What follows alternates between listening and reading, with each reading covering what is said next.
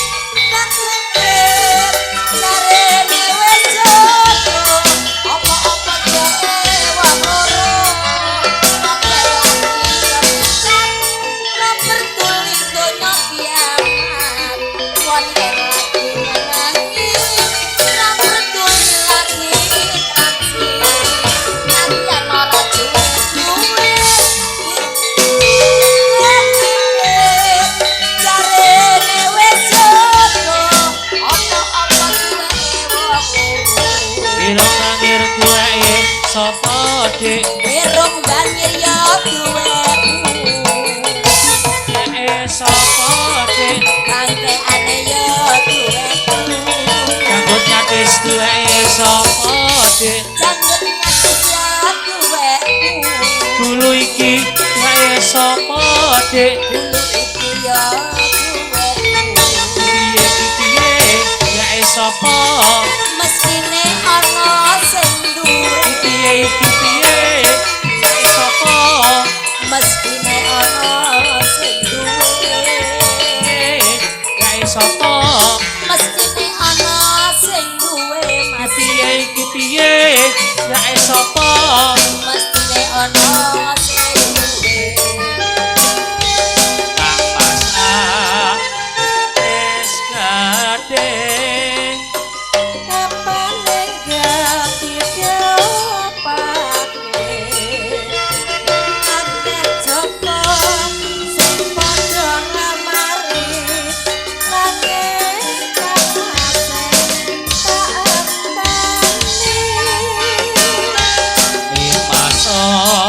ora kliru sliramu sing keponakanku aja kepurung aku mengko dituyu tanggamu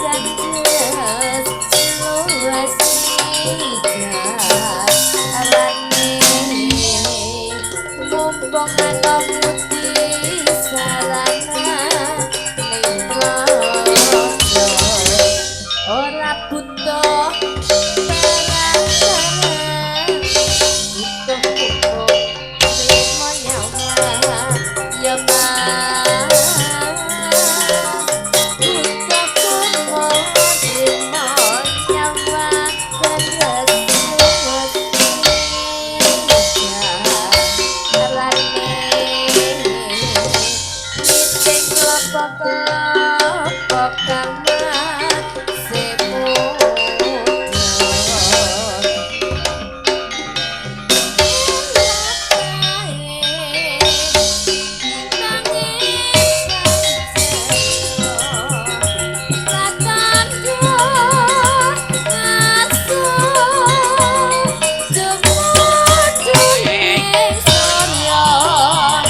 somo